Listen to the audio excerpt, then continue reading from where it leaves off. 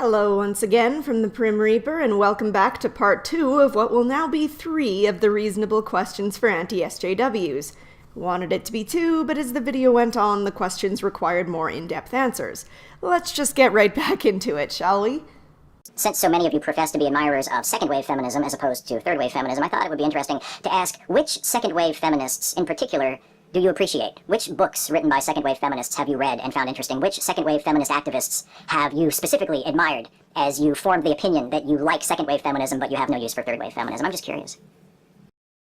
Well, I can dismiss this question rather quickly because I've never claimed to be an admirer of second-wave feminism, and as I mentioned in the previous video, I have no use for feminist academic theory, and therefore I'm not familiar with any feminist literature save for the dedicated sections in unassociated textbooks. I will say that, of the 3 widely recognized waves, the second wave did seem to be the most chill. Additionally, they did seem to address some legitimate issues such as improving access to birth control and combating legitimate pay gaps, but like any sect of feminism, they still seemed to do this operating under an adversarial role to men and framed many of their concerns as being issues with sexism and patriarchy. I will cite Christina Hoff Sommers as being a second-wave feminist that I legitimately find respectable, but I know a lot of people don't even consider her a real feminist these days, so I don't know where that will get me. You do understand that reading the title of a book or an article or watching the first 15 seconds of a video is not going to give you a deep, nuanced understanding of what that book or article or video is about, right? That being said, how can you expect to understand or critique feminist sources if you don't even attempt to understand what they're trying to say? Ditto? Because I've seen far more anti-SJWs that produce long, in-depth discussions refuting feminist talking points only to have people complain that they don't want to listen to an hour-long video than I've seen the other way around. I think that people should try to give views they disagree with a chance, for sure, but it needs to go both ways. Otherwise, we get dumb, overgeneralizing bullshit like this video. Why is trying and failing to debunk a study into sexual assault the #1 priority for a rational thinker now?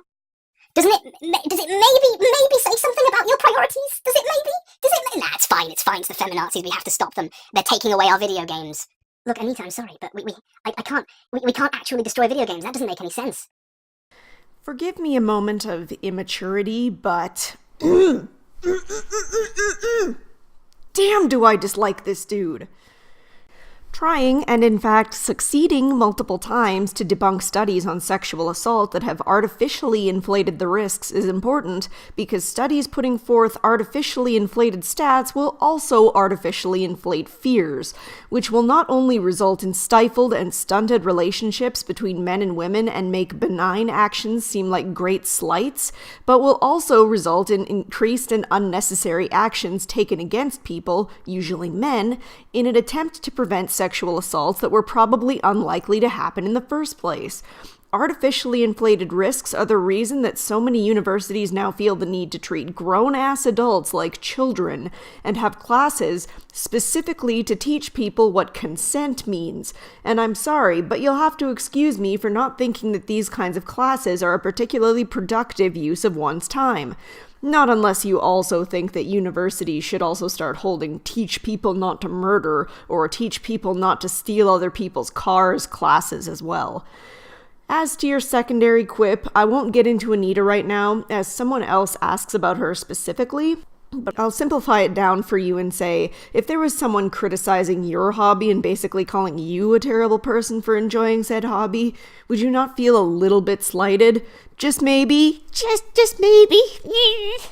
God, I'm sorry. Now I have to go punch myself in the face.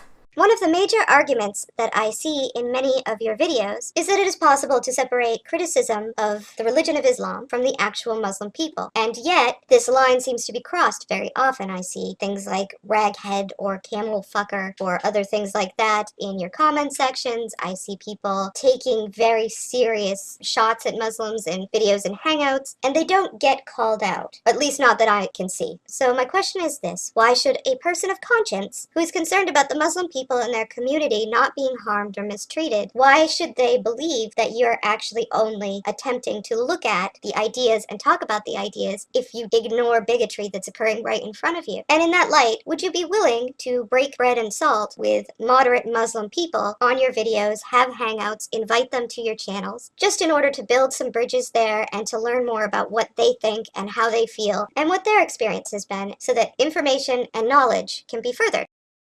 Oh, are you done? Good God, lady. Take a lesson in brevity.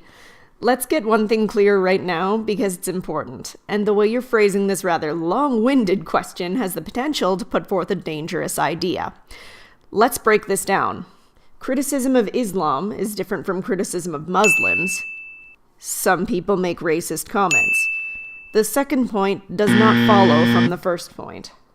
Criticism of ideology does not equal and does not necessarily lead to criticism of other races. We should always be free to criticize any religion, any ideology. In areas where this is not the case, people are often arrested, tortured, or even killed for holding the wrong sorts of beliefs. You can see it now in certain areas of the world where apostasy carries significant punishments, and you can see it throughout history. A handful of dummies in a comment section throwing out racial slurs does not invalidate criticism of the religion. These things are entirely separate. One person is exercising their right to freely criticize a religion, and there are unfortunately a pack of assholes throwing out racial slurs. Is that clear? And on the one hand, while I try to call out legitimate examples of racism when I see it, I'm also not my brother's keeper, and it's not my responsibility to go on a crusade to try and end all of the evils of the world.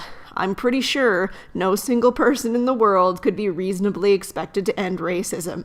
But just because I or others might not be able to change the minds of everyone who watches our videos doesn't make our ideological criticism any less relevant.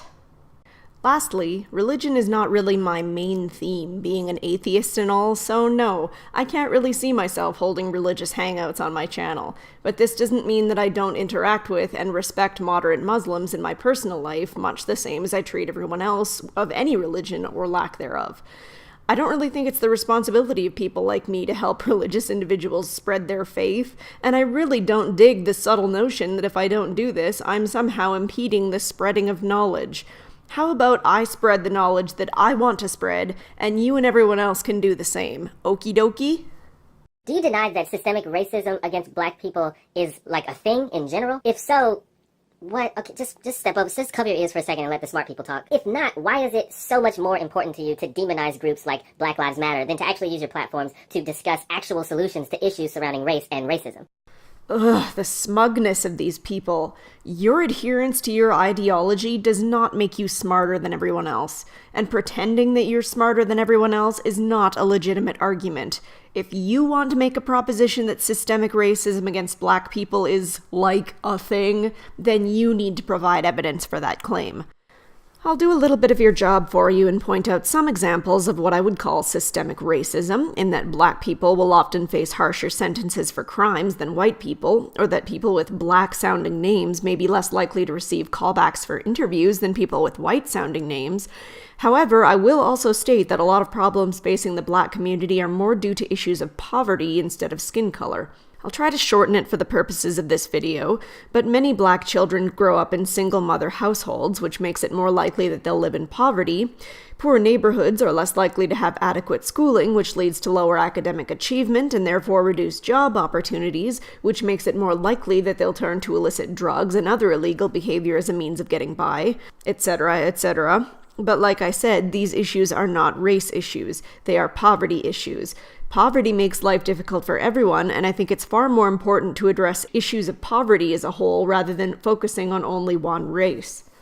Which leads into your comment about Black Lives Matter. People criticize Black Lives Matter because a lot of the actions taken by them, the chanting about killing cops, the destruction of property in riots, the blocking of traffic, the people in interviews saying white lives don't matter, all most of them are doing is increasing racial tensions between people. If the leaders of BLM do have legitimate goals in mind, I certainly don't know about them, because I don't ever hear about them. All I hear about is the stuff I've already mentioned. But just like the previous question, this is just you trying to tell people what they should be using their platforms to talk about. Talking about combating racism is fine, but you know what? Talking about combating stupid shit from BLM is also fine. And if you have an issue with that, you're free to not watch those specific videos. If you've ever discussed or done a video about black-on-black crime, when are you going to do a video about white-on-white crime and what we, as white people, can do to solve the problems in our community? I haven't done a video about black-on-black crime, but I feel like the people that have done so in response to claims from black people or BLM that our society is racist and that cops are such a huge threat to them. Most of the times I've seen people talk about black-on-black crime, it's just because they're trying to demonstrate that many black deaths are simply not able to be explained away with claims of racism. People don't talk about white-on-white crime as much as they talk about black-on-black crime because it's not nearly as politicized, and also because it's not such a striking number compared to the number of black-on-black crimes relative to the total population. And I stress that I don't feel that this is because black people are more violent. I think it falls back to the poverty thing I mentioned before and how black people are more likely to live in poverty. But whatever the reasons surrounding it all, white-on-white crime is just not that big of an issue compared to the issues surrounding black-on-black crime, so talking about it is not as relevant. Why is a literal teenager's different definition of racism from you so horrifying that you all have to go, No! No, we have to stop him! We've got to debunk him now! Ah! Oh God, stop. Just stop. Holy fuck. You're not funny. Shut up. Milo is not a child. Milo is old enough to face the consequences for his actions. If people spread misinformation, they should be challenged on it. Saying that all white people are racist is not only wrong, it's racist in itself. Milo using an incorrect definition of racism, not to mention all the other words he misuses, somehow manages to both make everyone sound like worse people, by nature of claiming we're all racist, and simultaneously waters down the term, by refusing to distinguish between normal, non-racist people and actual KKK racial slur-hurling racists. Someone is not free of criticism based on their age.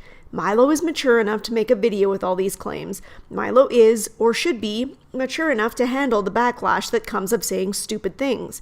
He doesn't need you to wipe his ass for him. Thanks, though. Wherever did you get the idea that racism was a self-applied identity? And if the only true racists are the racists who self-identify as racists, how can we ever expect to make any social progress to reduce racism? Or did I just answer my own question? I don't even know what you're talking about, Steve. This doesn't even make any sense.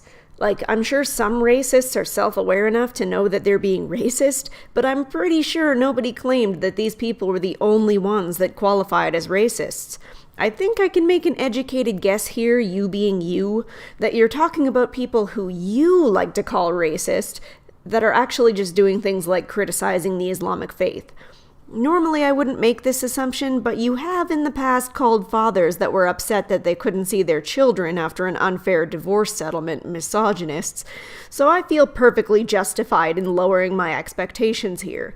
See, when most of us say we want to solve racism, we're talking about actual racists.